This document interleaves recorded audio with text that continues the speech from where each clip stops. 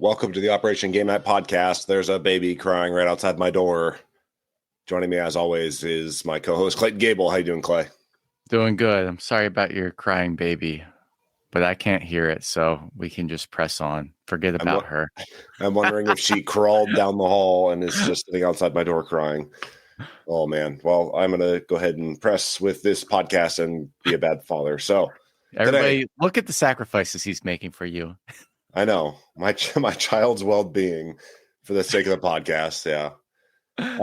If you can't tell already, I am a bit under the weather and my throat hurts. So if I go offline, Clayton's going to cover and maybe scat into the microphone a little bit so that I can recover and get back on track. But today we're talking some solo tabletop RPGs. I have mentioned on the podcast before that I have been RPG curious, maybe Dungeons and Dragons, maybe Root RPG, but I have been kind of scouring the internet for ways that I can do this solo. And of course, as gamers do, they always adapt things to people's needs. And I found a whole bunch of solo tabletop RPGs. What that means is I'm not building models and stuff in my bedroom. I am just reading these books, typically flipping cards that drive actions. And then I'm like, it's like journaling, basically. They're like journaling prompts that you do, and you kind of keep track of your character that way. But I've got some really cool ones that I want to share with you today. We'll start with the first one is Void 1680 AM. And this is kind of a different one. Probably not the best place to start, but you are the new owner and operator of a radio show, a radio station, and you are broadcasting into the ether, and your frequency is 1680 AM. But basically what you're doing is you're taking requests for songs and journaling which songs go into your set list. And the actions are driven by cards. Most of these, like the solo RPGs, are driven by card draws. So you keep a deck of cards and your little journal, however you want to do it, and you're just drawing cards that will say depending on the suit, it'll do different things, but diamonds are your second song block. Let's say you draw the 3 of diamonds, a song where you misunderstood the lyrics for years. You think your version is better, and you just kind of think about it. As somebody who loves music, this is great. The cool thing about Void 1680 AM is that there are certain cards that you draw where you get callers on the show. People will call into your radio station to make requests. And they have set up this kind of online blog where people can write prompts and be your callers. So you can come up with a caller stuff on your own, whatever they're asking for. And there's different things in the back of the book that say what the requirements for the callers are.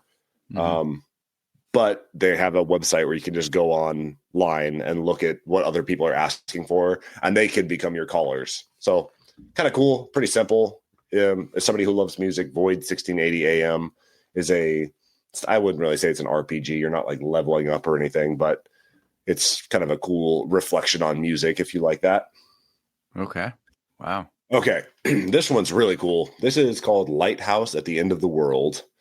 And it's kind of got dark, spooky cover art on it. Yeah, I'm scared already. Yeah, in this one, you are a lighthouse keeper that has kind of run away from society to go man this lighthouse at the edge of the world. And you are going about your journey through card draws. And as you draw cards, you are running into spirits of souls that have crashed on the rocks throughout the years, these people that are lost in the in-between that are kind of haunting the lighthouse, and you are trying to resolve their conflicts to help send them to the afterlife. Okay. And the cool thing about this one is there's a sanity meter that you can kind of keep track of. And what they recommend is you get a Jenga tower, a towering blocks. And as you draw these cards and interact with some of these spirits, you are drawing blocks off the Jenga tower that represents your sanity. Oh, and if the tower falls, then you've lost it. You've gone insane. It's a cool re-implementation of technology that you probably have lying around your house. And I've been tinkering with this one a little bit, and I was looking through my games to Cole, and I found an old Jenga tower in our shipment that just showed up. Yeah. And I'm like, man, maybe I hold on to this Jenga tower for just a little bit longer, just for that RPG. That's cool. It's a cool implementation. The next one is called In Ruins. This is not solo only. This can be played up to 6 players. And in this one, this is like an architect's RPG because you are using points at the beginning of the game to build out collectively the map. So like you don't really have a dungeon master. You are picking a faction that you want to play as. And then collectively you're taking turns drawing the map that you're going to be playing on. Mm-hmm. So you are like drawing floor plans for the castle. This is like blurring this for some reason. You're drawing floor plans for the castle, and you're labeling all the different rooms, and like you're getting points based on how many rooms you can connect to other rooms so that the map flows and you can navigate it easily. And then you are determining like what your entry point into the castle is for your faction. And then there's a time jump where your faction and like the civilization, whatever it is, like the kingdom, has gone into decline and nobody lives in the castle anymore. And then your faction of like ghouls and zombies and skeletons and whatever, they're trying to take over the castle and like fight one another for control of this like dilapidated castle.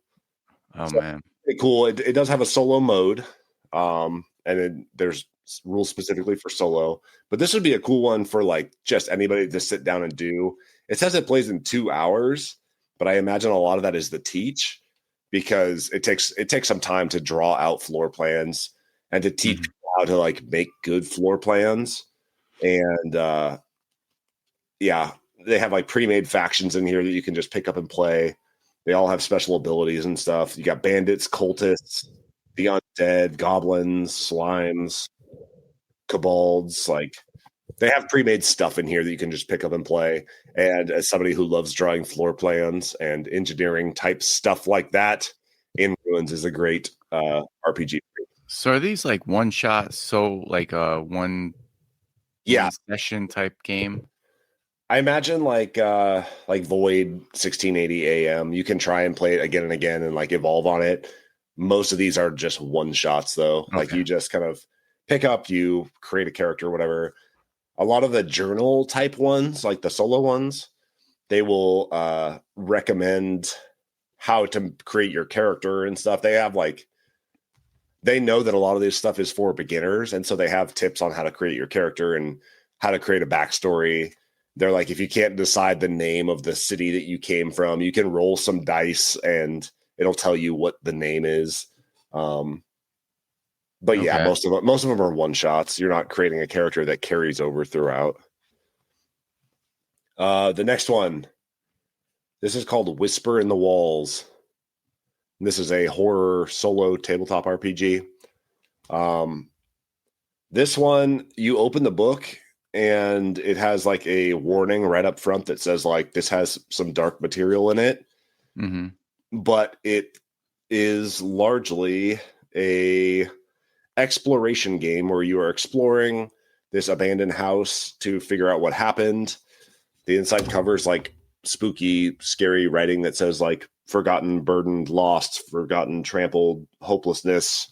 It's not a fun, happy RPG. This is like kind of spooky, kind of scary. You are flipping cards to go to these different rooms that have events that happen. And a lot of the prompts read similar to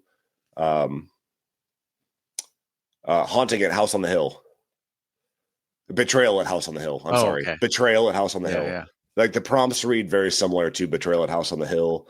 You're kind of going through and like trying to discover what happened in this house, and you run into creatures and spirits and all sorts of stuff. But this is like a strictly journaling game where you are writing down the events that happen and how you react to them. Yeah, I have not gotten into that one much, but since it is October and it's spooky season, maybe I'll get into that one a little bit later. Give me just a second. Yep. As promised, my musical interlude has begun. This is a great day to talk about RPGs. Travis is doing. I cannot freestyle like the guy that was just on America's Got Talent. Have you seen Excellent. that? No, I have not. Dude, you should watch that on YouTube. Side note. This dude was on America's Got Talent, and he can freak. Like, they just like hand him random prompts, and he rapped for like 2 minutes, and it was crazy. Dang.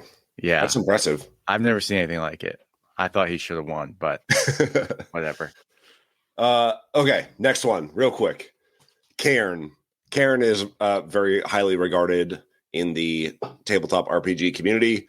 It's not quite as popular as like Dungeons and Dragons and stuff, but the book is super short, and there's like supplements to it that you can get, like Bestiary, where you are just opening up, and it has ideas for things that you can run into in this world. There is a solo version of Cairn. I haven't really dug into this one much, but it seems pretty simple and straightforward, and they have all the characters built out for you, and you can just go on a little mini adventure in Cairn. I really want to dig into this one because I see stuff about it all the time on the internet, but I haven't really tried it out or read through the book yet. Nice. Finally, this is a solo one. It's called What Lies Beneath. And it is a solo dungeon crawler of dice, decisions, and death. Oh, God. And you are rolling dice to see what happens on each of these instances. This one is really cool because you literally pick it up, you open up to the front page, and it has encounter number 1, like on the very first page, before you get into rules, before you get into how to play. And it kind of teaches you as you go, which is great. Like, pick this book up and just go. And it says all you need really are dice and a pad of paper to write on. Set up, you roll 2 dice. It tells you what your class is and what your stats are, and then you just run. It's great. I've gotten through a couple of scenarios in this one. I definitely want to sit down and give that one a real shot because it is. I mean, it's the thickest book that I bought out of all of these. Yeah, and it's got tons of scenarios in here. It seems like that one's got some real replayability. So I want to give that one a shot. I have not been disappointed by any of these solo RPGs. I've talked about it on the podcast before. Amanda actually sent me like a book that was published of one shots, and there's like another Kickstarter out that's like a supplement or a sequel to the book of one shots. And man, if I can just like sit down, I enjoy like journaling as it is and kind of just jotting down notes and whatever throughout the day. And if you like journaling, or if you like just kind of reflective thought, solo RPGs are apparently the way to go because it like flexes that imaginative muscle that I don't get to use very often. Yeah. And some of them are so simple. You literally like draw a card and it tells you what the prompt is and you react to it, and you can pause whenever you want and just like go do other stuff. You're not sitting at a table for 4 hours trying to play a one-shot RPG. So man, I've really enjoyed these. I do want to shout out, where did I get these? So a lot of these are bannerless games as the publisher. Okay. Fervent Workshop does What Lies Beneath. And give me just a second. I want to shout out where I bought these from. Tabletop Bookshelf. Tabletop Bookshelf is where I bought these from. Okay. And they're like, you can get digital only versions if you want to just like download them on a Kindle. And those are super cheap, but I like my physical books. And I also want to shout out, there's an Instagram account called Soloist Venture. And it's this girl out there that loves just solo RPGs like this. And she does them all the time. She has like all the new books, publishers are sending her stuff for reviews and everything. But I have to give this girl credit because she plays so many of these solo RPGs, and she will do like art and stuff in her notebooks while she goes through it. And she is not shy about sharing some of her creativity with the world. Like if I drew something in a notebook, there's no way I would publish it on the internet. But like her art, she gets better all the time. She's constantly sketching and stuff. She's clearly a very creative person, but she is not shy about sharing this stuff with the world. And she does these like drawings and doodles and sketches for her RPGs that are just great. Yeah. works on dungeon building, like drawing out those floor plans and stuff. So yeah, I don't have a mind for that yet. Maybe I will if I continue to play some of these, but I just wanted something to do kind of in the fall that felt spooky, and some of these are a little spooky. So yeah. Any interest in doing solo RPGs, Clayton? I am very interested. I've talked a lot about Vantage lately, and that has kind of been like a gateway drug for me in terms of soloing and kind of exploring that. I wouldn't call it a role-playing game, but you do get presented with decisions and you kind of get to decide what you think you should do. And I've enjoyed just sitting down and doing that by myself. And the fact that there's a lot of material out there in other worlds to explore besides just the one in Stonemaier Games' Vantage is exciting prospect to consider. And there's so much creativity and flexibility that I think it's definitely worth giving a try. There's been an RPG. Maybe it's an RPG. Have you heard of Alice is Missing? Yes, I have actually. I've been super curious about trying that out. Apparently, it's like all via text message. Okay. Yeah, and I've seen it before. I've heard it talked about, and I was like, I really want to play this game. And maybe it's something we could play even virtually because silent role-playing game. Yeah. Interesting. Oh yeah. Utilize their phones to send text messages to each other as they figure out what happened to Alice. Yeah, I think we could even play that, just you in Alabama and me in Pennsylvania. Yeah, that'd be a good way to do it. Yeah. Dang, we should see if one of the friends of the show wants to hop on. If you are listening to this and you want to hop on some Alice is Missing, hit us up on Instagram or text us if you have our numbers. Yeah. Because, this is great. And the box is like 4 by 4 inches. Yeah, it's tiny. And it's only $20, dude. Let's run this. This all right. This would be great. I'm into it. Okay. I'm convicted. Yeah, that's exactly what I thought when we played Vantage at World Series of Board Gaming. It's like it's a gateway drug into RPGs like this because you're using your imagination to flesh out the world as you go. You do it with simple card turns, basically. That's basically what this is, but with less great art because it's just a deck of cards. So you kind of have to bring that art yourself through imaginative creation. But I've been really enjoying these. It's kind of a cool way to like unwind at the end of the day, or sometimes I wake up before the family and we'll run through a couple of cards. And I'm interested to keep going with them. I might start What Lies Beneath anew because I am interested to dig through more of these scenarios, and there's like hundreds of them. I think there's 240 some scenarios in here. So interested to get more of that played, especially during the month of October. I am going to look for these when I go to the game store next time.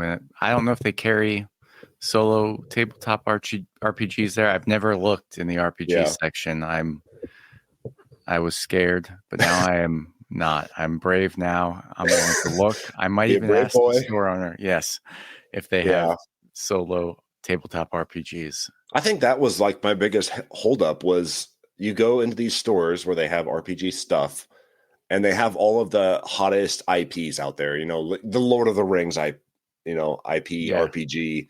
They have like, I don't know, all the Dungeons and Dragons books, and it's kind of like jumping into comic books, right? Like you never know where to start. Yeah. And I think that these are a great way to start. These solo RPGs, these books are like maybe 30 pages tops. Yeah. What Lies Beneath is obviously a bit longer, but man, what an easy way to get in. Cairn has like a solo version, but these books are, again, maybe 50 pages. And they have supplements. Like you can get the bestiary, you can get like a book that's just encounters and stuff. They make it so easy to just pick up and play without reading hundreds of pages and dissecting, 50 years of Dungeons and Dragons, Yeah. So I would highly recommend to anybody that's interested in solo RPGs or RPG curious. Yes. All right. We did it. I'm going to say we did it because You I didn't can't even talk ask. anymore. Yeah, you've done a great job, Travis. You're an inspiration to us all. Well, thank you for sitting down and listening to me talk about solo RPGs. This has been Operation Game Night. I have been Travis. He has been Clayton. And we're out.